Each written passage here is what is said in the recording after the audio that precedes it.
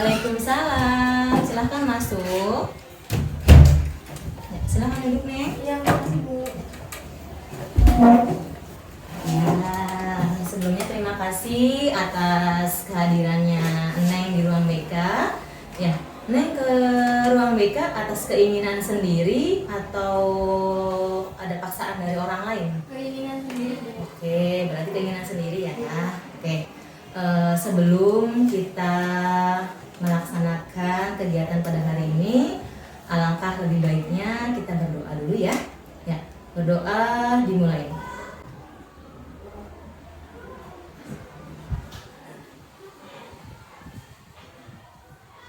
Selesai. Alhamdulillah. Semoga kegiatan hari ini berjalan dengan lancar ya. Ya, oke. Sebelumnya Neng sudah pernah ke ruang BK? Udah pernah. Oh udah, oh iya ya waktu itu ya. Oke, sebelumnya Ibu perkenalkan lagi aja ya. Oke, Ibu Ella Nuraila. Ibu di sini sebagai guru BK yang mungkin Neng udah kenal ya, sebagai guru BK di sini. Nah, Neng kesini ke ruang BK itu ada apa ya? Ada masalah Bu. Oh, ada masalah. Masalah apa? Masalah pertemanan. Masalah pertemanan. Pertemanannya di pertemanan di rumah atau di sekolah? Di sekolah. Di sekolah. Oke. Neng kan lagi ada masalah ya. Oke, bagaimana kalau misalkan kita hari ini melaksanakan konseling individu? Apa itu konseling individu? Oke, Ibu akan menjelaskan apa itu konseling individu ya. Konseling individu adalah layanan bantuan yang dilakukan oleh guru BK atau konselor kepada konseli ya untuk membantu mengatasi masalah pribadi, sosial, belajar, karir. Itu adalah konseling individu ya, itu Neng. Nah, maksud dan tujuan konseling individu itu yaitu untuk membantu menyelesaikan permasalahan yang ada pada diri Neng. Gitu ya. Jadi itu tujuan konseling individu. Ya, jadi kalau Neng ada masalah, Ibu coba bantu menyelesaikan permasalahannya. Nah, untuk kali ini cara pelaksanaannya bagaimana? Oke, nanti kita cari sama-sama ya, cari sama-sama solusinya bareng-bareng. Setelah cari sama-sama solusinya bareng-bareng, Ibu akan memberitahu cara mengendalikan permasalahan-permasalahan. Lalu nanti Neng juga membuat kontrak tingkah laku. Ya, nanti Ibu kasih tahu ketika lagi melaksanakan kegiatannya. Ya. Nah, di dalam konseling individu ada asas-asas. Ya, Neng udah tahu asas-asas yang ada di dalam konseling individu? Belum. Oke, Ibu jelaskan ya. Di dalam konseling individu ada 3 asas. Ya, yang pertama adalah asas kesukarelaan. Apa itu Bu? Asas kesukarelaan. Asas kesukarelaan itu Neng sukarela nih datang ke ruang BK tanpa ada paksaan dari orang lain. Untuk apa? Untuk menyelesaikan permasalahannya. Ya, itu asas kesukarelaan. Yang kedua, asas keterbukaan. Ya, ketika Neng datang ke ruang BK, Neng berarti bersedia untuk terbuka. Ya, terbuka tentang diri Neng kepada Ibu. Ya, jadi jangan ada yang ditutup-tutupi. Ya, karena di dalam konseling individu ada asas keterbukaan. Yang terakhir adalah asas kerahasiaan. Ya, asas kerahasiaan di sini adalah ketika Neng menjelaskan ya permasalahan Neng, apapun itu permasalahannya, nanti Ibu jamin kerahasiaannya. Ya, tidak akan disebarkan. Ya, jadi itulah konseling individu. Ya, Neng udah paham? Paham. Oke, kalau paham. Nah, Ibu tegaskan lagi ya bahwa di dalam konseling individu atau guru BK itu sangat menjunjung tinggi asas kerahasiaan. Karena jika asas kerahasiaan tidak dijunjung tinggi, ya maka apa? Permasalahan-permasalahan yang ada di sekolah ini akan tersebar. Ya, makanya BK itu menjunjung tinggi asas kerahasiaan. Itu ya Neng ya. Oke, dari apa yang tadi Ibu sampaikan tentang konseling individu, ya bagaimana kalau misalkan hari ini kita melaksanakan konseling individu? Iya. Neng setuju? Setuju. Oke, karena Neng setuju, kita buat surat persetujuannya dulu ya. Oke. Neng diisi dulu surat persetujuannya. Agar apa? Agar misalkan nanti apa-apa ini ada buktinya bahwa di sini juga dijelaskan ada dirahasiakan. Silakan isi dulu. Namanya, jenis kelamin, alamatnya Neng gimana tulis. Oke. Nah. Ya. Di sini surat pernyataan persetujuan ini Neng berarti setuju ya, bersedia untuk melaksanakan konseling individu pada hari ini ya bersama Ibu Ella Nurlaila. Nah, di dalam kegiatan ini telah telah menyadari ya, memahami bahwa semua yang ada di di tulisan ini ya akan dirahasiakan. Dan semua yang kita bicarakan akan dirahasiakan. Ya, Neng udah lihat ya. Oke, nah kita tulis pada hari ini. Harinya tulis hari apa? Ya, waktunya. Ya, 4 BK ya. Oke. Neng nulis ini dengan sadar kan? Tidak ada paksaan ya. Oke, silakan tanda tangan dulu.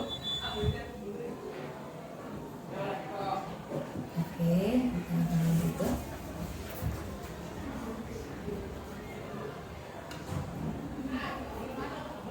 Oke, Neng sudah setuju apa yang tadi Ibu sudah sampaikan, dan Neng juga sudah setuju bahwa hari ini akan dilakukan konseling individu. Ya, nah sebelum kita lanjut, ada yang ingin disampaikan Neng kepada Ibu? Ini kalau cerita sama Ibu beneran nggak dibocorin kan? Oke, Ibu tekankan lagi ya, bahwa ketika Neng datang ke ruang BK ya, ketika Neng datang ke ruang BK ingin menyelesaikan masalah ya, ketika Neng bercerita apapun, Ibu tekankan, Ibu pastikan tidak akan bocor atau tidak akan disebarluaskan. Nah, sekarang Neng harus yakin dulu, percaya dulu sama Ibu. Neng sudah yakin sama Ibu? Sudah? Kalau Neng sudah yakin, maka Neng akan terbuka. Tapi kalau Neng tidak yakin sama Ibu, maka Neng nantinya apa? Tertutup, tidak mau cerita. Ya, sudah yakin sama Ibu? Sudah. Oke, sudah percaya sama Ibu? Sudah. Oke, berarti kita bisa mulai ya konseling individu ini. Oke, berarti sudah siap, Neng? Sudah. Oke, Neng sudah siap, Neng sudah percaya sama Ibu. Kita harus optimis ya, bahwa masalah apapun bisa terselesaikan dan pasti ada jalan keluarnya ya itu. Nah selanjutnya, nah Neng tadi kan Neng sudah sedikit menyepil tentang masalah pertemanan. Nah itu masalahnya seperti apa kalau Ibu tahu? Berantem di kelas, Bu. Iya, gimana berantemnya? Apa sih, dorong-dorongan meja, kursi dan Itu berantemnya sama laki-laki apa perempuan? perempuan. Itu teman dekat Neng atau teman biasanya Neng? Temen aku sih, Bu, ya kalau cerita-cerita juga sama dia, apa-apa sama dia. Idenya gitu. Jadi sebelum kejadian itu Neng deket sama dia, kalau apa-apa cerita. Sedekat apa Neng sama dia? Ya kayak sahabat gitu. Oh sahabat, jadi apa-apa ceritanya sama dia. Ternyata ada masalah seperti itu ya. Oke, nah awal mula ceritanya seperti apa?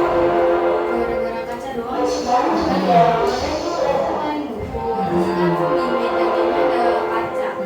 Nggak cuma disenggol, terus kan pecah tuh. Aku minta maaf sama dia, maaf ya, nanti besok. Terus kan pas duduk dia lagi kadang sama kaca yang pecahnya tuh, ada yang nanya itu kenapa ya, itu nggak sama dia yang dipecahin, yang nggak minta maaf terus kan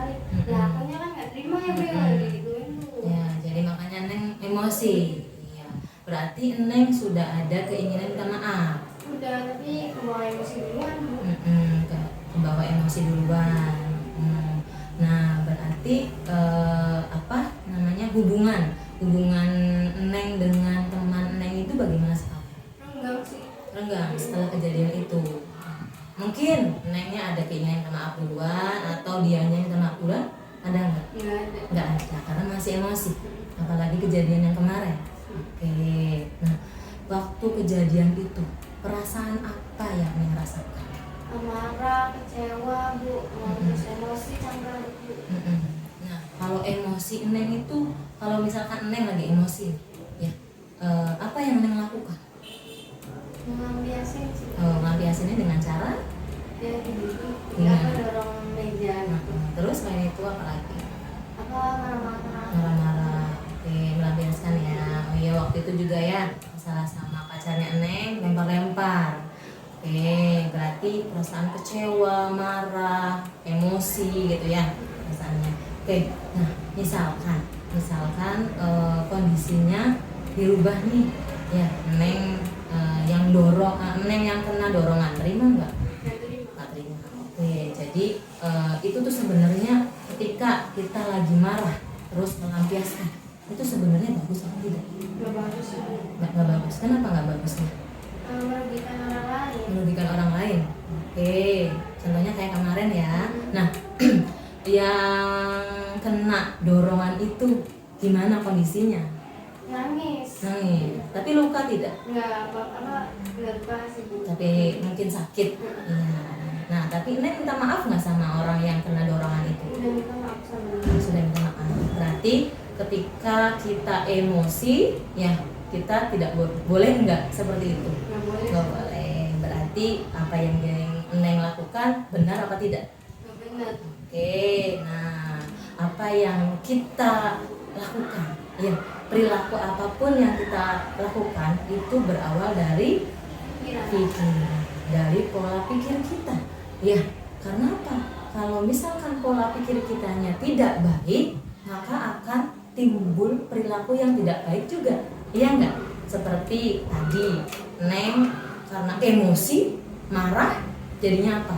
Lempar, dorong. Ya, karena pola pikirnya apa? Salah. Ya. Nah, selanjutnya kalau misalkan salah, berarti harus bagaimana kan? Dirubah. Nah, di sini Ibu ingin memberitahu ya cara merubah pola pikir kita yang tadinya tidak baik menjadi baik. Nah, dan Ibu juga akan memberitahu cara mengendalikan diri dari emosi. Neng pernah nggak ketika lagi marah ada keinginan untuk mengendalikan emosi? Ada sih Bu. Cuma tetap aja tetap terulang kembali. Oke, nah di sini Ibu ingin memberitahukan cara mengendalikan emosi. Yang pertama adalah ketika Neng emosi, tahan emosi. Dengan cara apa pertama? Istighfar. Astagfirullahaladzim. Ya, ketika Neng lagi puncak tuh emosinya, lagi marah, ya. Jadi Neng harus meredam emosinya. Nah, terus kemudian kalau misalkan istighfar masih emosi, ya. Terus apa lagi? Ketika lagi berdiri harus duduk seperti dalam Al-Qur'an kan. Ketika kita lagi marah, posisinya lagi berdiri, maka kita harus duduk. Nah, duduk masih marah ternyata, masih emosi. Berarti harus apa? Harus ambil air wudhu. Biar apa? Biar tenang. Ya, biar tenang pikirannya, biar tenang hatinya. Neng kalau sholat coba, apa yang Neng rasakan? Tenangan hatinya. Nah, sama dengan ketika emosi. Ya, ketika emosi ambil air wudhu. Nah, air wudhu masih emosi, langsung ambil apa? Lakukan sholat. Ya, biar tenang hatinya. Jangan emosi terus. Karena apa? Emosi itu apa? Bisikan dari setan. Ya, kalau kitanya emosi, maka apa? Setannya akan senang, tertawa karena manusianya emosi. Ya, itu ya. Yang pertama adalah menahan amarah kita. Cara mengendalikannya. Yang kedua, apa? Mengontrol emosi. Karena jika kita tidak mengontrol emosi, apa yang kita akan lakukan? Coba, kalau nggak dikontrol emosinya. Terus-terusan marah. Terus-terusan marah. Terus apa? Barang semua yang ada di samping kanan, kiri, depan, belakang Eneng akan dilempar.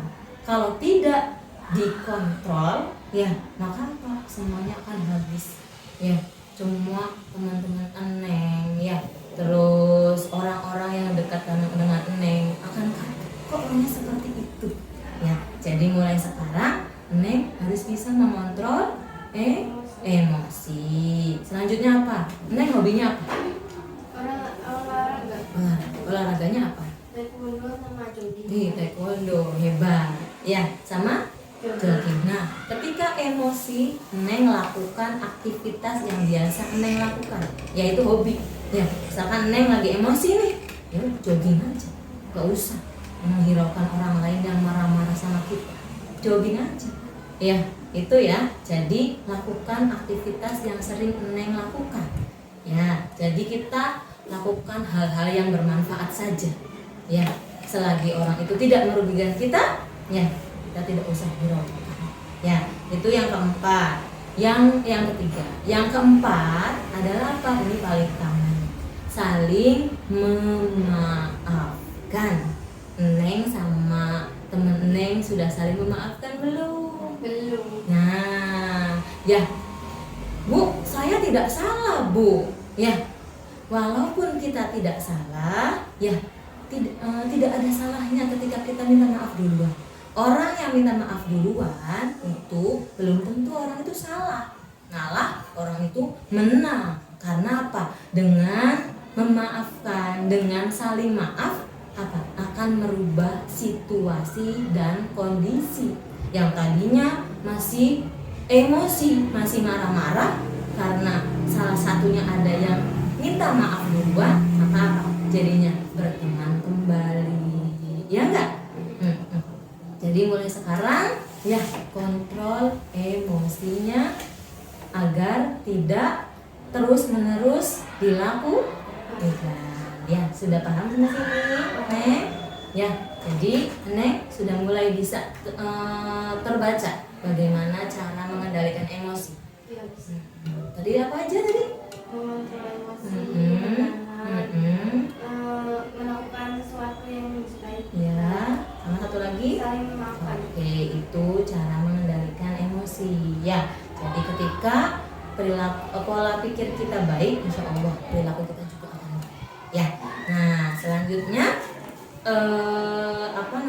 tadi kan kata Neng itu tidak baik. Ya, nah kita akan luruskan bagaimana sih Bu pola pikir yang baik. Ya, pola pikir yang baik dengan cara seperti apa Bu? Nah, yang pertama, cintai diri sendiri. Ya, Neng harus cintai diri sendiri. Dengan cara apa? Dengan cara tidak marah-marah. Ya, tidak emosi. Coba, apa yang Neng rasakan ketika emosi? Sesak dadanya? Iya. Terus teriak-teriak kan misalnya suaranya cerah. cerah. Terus bisa jadi pusing. Kalau kok teriak-teriak jadi ke kepala. Ya, jadi cintai diri sendiri. Oh iya, kalau saya emosi terus, maka saya apa yang ada? Menyakiti diri sendiri.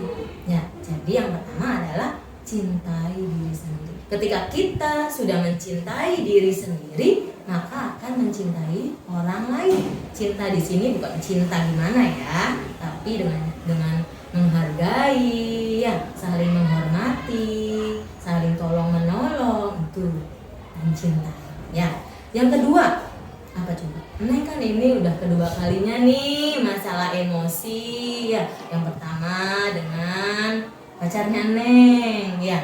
Yang kedua sekarang dengan teman sekelas. Berarti kita mulai harus belajar dari kesalahan. Ya, apa yang sudah kita lakukan kemarin jangan dilakukan kembali. Ya, Neng kan sekarang udah tahu nih bahwa itu tidak baik. Berarti jangan sampai dilakukan kembali di kemudian hari. Ya, itu ya. Jadi ketika Neng mau emosi lagi, oh ya, saya tidak boleh melakukan itu lagi. Ya, itu namanya belajar dari kesalahan yang sudah dilakukan. Nah, selanjutnya apa? Neng harus bisa menerima masukan. Masukan dari siapa saja? Ya, masukan dari siapa saja. Entah dari ibu, entah dari temannya Neng, entah dari orang tua, entah orang lain siapapun. Kalau masukannya baik, Neng terima. Tapi kalau masukannya tidak baik, ya tidak usah diterima. Ya enggak? Ya, jadi ketika kita menerima masukan, berarti kita mempunyai lapang dada untuk menerima masukan. Jangan sampai enggak, saya nggak salah. Ya, saya nggak salah. Saya nggak mau mendengarkan masukan orang lain. Tidak boleh seperti itu. Ya, jadi kita harus menerima masukan. Neng tipe orang yang bisa menerima masukan? Bisa. Ya, alhamdulillah ya. Oke, selanjutnya coba ibu mau tanya, Neng sehari sholatnya berapa kali? 2 kali sih. 2 kali. Maghrib sama Isya doang. Kenapa 2 kali? Kalau subuh nggak bisa bangun. Kalau duhur? Zuhur, kalau zuhur mau kena Oh, terus kalau asar? tidur. Blok tidur. Oke. Sehari itu kan 5 kali. Ya. Mulai sekarang diperbaiki itu pola beribadahnya. Ya, karena dengan beribadah kita bisa menjernihkan pikiran. Ya, kita bisa sebagai meditasi kita berhadapan kepada Allah. Ya, jadi mulai sekarang sholatnya diperbaiki. Iya. Ya, nanti caranya bagaimana Bu? Kalau misalkan subuh, Neng minta tolong sama orang tua, ibu atau ayah, ya Bu, tolong bangunkan saya mau sholat, gitu ya. Nah, atau kalau misalkan orang tuanya lagi sibuk, ada kerjaan, Neng kan ada HP tuh, ya coba nyalakan alarmnya, ya. Nah, kemudian duhur, di sekolah kan ada mukena, pakai mukena yang ada, ya. Itu ya, lakukan. Selagi itu bisa dilakukan, lakukan. Asar kan waktunya menutupi kegiatan. Mandi dulu, setelah mandi baru sholat. Ya, jangan malah tidur. Ya, itu ya Neng ya. Jadi mulai sekarang perbaiki sholatnya, karena sholat itu mendekatkan kita kepada Allah. Ya, itu adalah kita ibu memberikan cara merubah, ya, menanamkan pola pikir yang tadinya salah jadi lebih baik. Semoga Neng bisa nanti dilakukan ya. Oke. Nah, agar ibu bisa mengetahui perubahan Neng, ya. Ibu izin nih bagaimana kita membuat kontrak tingkah laku. Setuju? Oke, nanti kita buat kontrak tingkah laku. Kontrak tingkah laku itu adalah ibu nih, ya, ibu memberikan surat kontrak tingkah laku kepada Neng pada hari ini. Nah, itu masa berlakunya 2 minggu ke depan. Nah, selama 2 minggu ke depan, ibu nanti cek, ya, sambil melihat dari kejauhan atau mencari tahu dari wali kelas, ya, apakah Neng ada perubahan atau tidak nih, ya, itu ya. Jadi nanti membuat kontrak tingkah lakunya. Silakan Neng diisi dulu kontrak tingkah lakunya.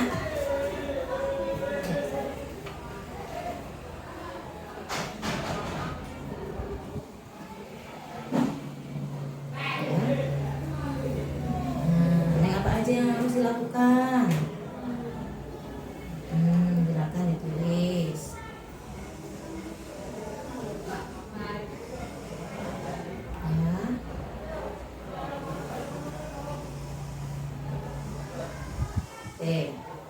Nah, di sini ada usaha saya dikatakan berhasil jika bagaimana?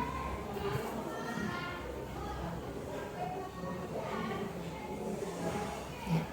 Nah, apabila saya berhasil melakukannya, saya akan mendapatkan apa?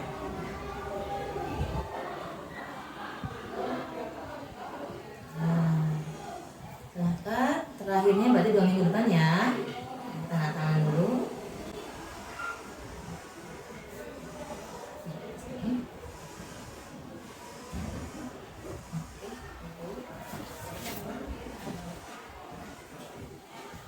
Oke, kita sudah membuat kontrak tingkah laku. Nanti sambil berjalan Ibu lihat perkembangan Neng ya. Ya, selanjutnya tadi yang Ibu sudah sampaikan ya, tentang konseling individu, tentang cara mengendalikan emosi. Ada nggak kesan-pesannya untuk Ibu dari Neng? Pesannya semoga ibu sehat selalu dan kedepannya semoga siswa-siswi di sini lebih bisa mengelola emosi. Oke, semoga ya Neng juga semoga bisa lebih mengontrol emosinya. Oke, tadi kan Ibu sudah menjelaskan, Neng sudah mendengarkan, kita sama-sama menyimpulkan apa yang tadi sudah kita lakukan ya. Nah, berarti kita boleh tidak emosi. Nggak boleh. Oke, sebenarnya boleh, tetapi jangan berlebihan. Ya, emosi boleh, tapi jangan berlebihan, apalagi sampai merugikan orang lain. Ya, misalkan ada yang tidak baik dengan kita boleh emosi, ya, atau melecehkan kita boleh emosi. Nah, bagaimana cara mengendalikannya? Tadi Ibu sudah sampaikan, menahan amarah, kontrol emosinya, ya, melakukan hal-hal yang baik, terus saling memaafkan, dan kita juga harus merubah pola pikir kita yang tadinya tidak baik menjadi baik. Neng udah paham? Jadi Neng masih mau emosi seperti itu? Nggak mau. Ya, jadi akan diperbaiki. Oke, selanjutnya tadi kan Neng udah menyimpulkan ya kegiatan pada hari ini. Ibu ingin Neng menuliskan evaluasi kegiatan pada hari ini, kepuasannya seperti apa. Ya, silakan tulis dulu namanya.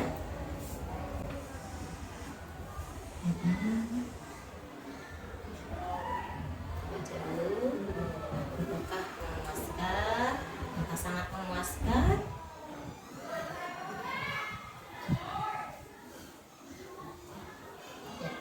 Nah, tanda tangan dulu. Oke.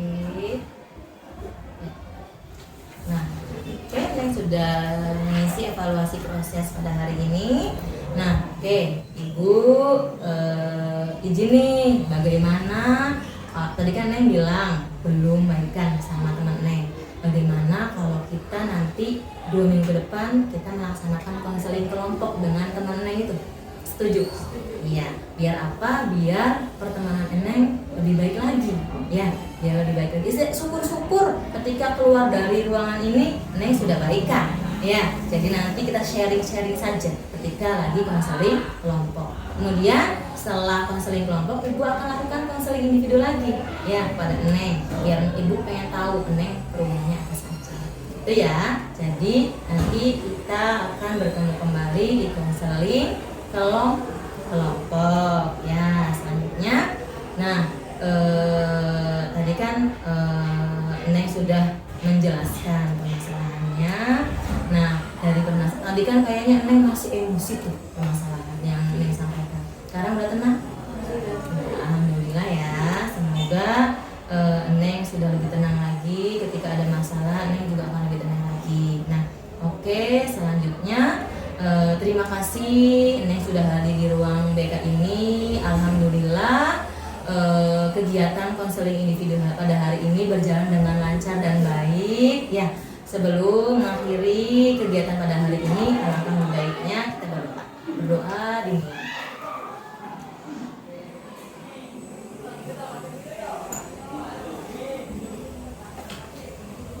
Ya, berdoa selesai.